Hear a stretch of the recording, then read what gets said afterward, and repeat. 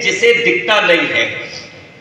فرمایا ایک نابینا شخص آیا اور آ کر عرض کیا، اے اللہ کے رسول صلی اللہ علیہ وسلم، کوئی شخص ایسا نہیں ہے جو میری انگلی پکڑ کر، میرا ہاتھ پکڑ کر مجھے مسجد تک لا سکے، لہذا مجھے اجازت دے دیجئے میں اپنے گھر میں نماز پڑھ لیا کروں۔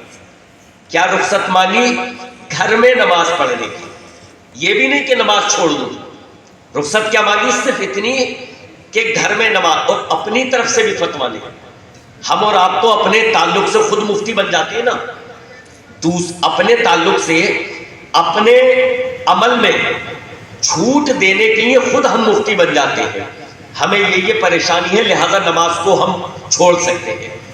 اسکول کی چھٹی نماز کے ٹائم پر نہیں ہوتی، لہذا نماز چھوڑ سکتے ہیں۔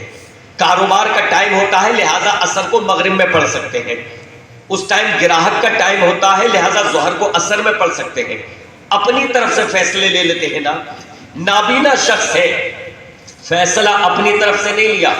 اللہ کے نبی علیہ السلام کے پاس آئے، اے اللہ کے رسول صلی اللہ علیہ وسلم، میں نابینا ہوں، کوئی شخص گھر میں ایسا نہیں ہے جو میرا ہاتھ پکڑ کر مجھے مسجد تک لا سکے، اے اللہ کے رسول مجھے اجازت دے دیں، میں اپنے گھر میں نماز ادا کر لیا کروں۔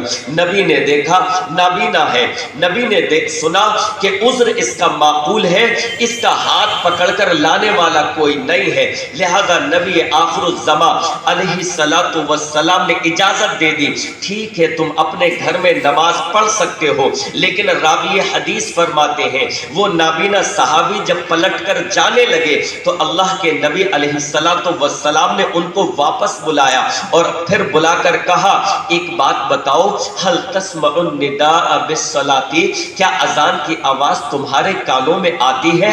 کہا ہاں اے اللہ کے رسول صلی اللہ علیہ وسلم، اذان کی آواز تو میں سنتا ہوں، اذان کی آواز میرے کانوں میں آتی ہے۔ آپ نے فرمایا فاجب، تو پھر تمہیں مسجد میں آنا پڑے گا، گویا کہ تمہارا گھر مسجد کے اس قدر قریب ہے کہ تمہیں اذان کی آواز آتی ہے، تو پھر تمہیں نماز پڑھنے کے لیے مسجد ہی میں آنا پڑے گا۔ اندازہ لگائیں، اپنا محاسبہ کریں، اپنا جائزہ لیں۔ اللہ کے نبی ایک نابینا صحابی کو رخصت دینے کے بعد بھی پھر اپنی دی ہوئی رخصت کو واپس لے لیتے ہیں، اپنے الفاظ کو واپس لے لیتے ہیں کہ اذان سنتے ہو تو تمہیں مسجد میں آنا پڑے گا۔ ذرا اپنا محاسبہ کریں اور اپنی بدنصیبی پر ماتم کریں۔ ہمارے اور آپ کے کانوں میں اذان کی آواز آتی ہے یا نہیں؟ دکان پر بیٹھے ہوئے، کاروبار پر بیٹھے ہوئے، دوستوں میں گپ شپ کرتے ہوئے اذان کی آواز آتی ہے یا نہیں؟ بے شک آتی ہے۔ اذان کی آوازیں ہمارے کانوں میں آتی ہیں اور آتی رہتی ہیں، لیکن ہم اپنے دوستوں کے ساتھ گپ شپ کرتے رہتے ہیں۔ صرف اتنا ضرور کر دیتے ہیں کہ تھوڑی دیر کے لیے ٹی وی کی آواز کو کم کر دیتے ہیں، صرف اتنا ضرور کرتے ہیں، تھوڑی دیر کے لیے اپنے میوزک کو بند کر دیتے ہیں۔ جس ڈی جے کو ہم سن رہے ہیں، جس میوزک کو سننے میں مگن ہے، اس کی آواز کو بند کر دیتے ہیں۔ اذان ختم ہو جاتی ہے، پھر سے اس کو شروع کر دیتے ہیں۔ اذان کی آواز ہمارے کانوں میں آتی ہے، لیکن ہمیں یہ توفیق نہیں ہوتی کہ آ کر مسجد میں نماز ادا کریں۔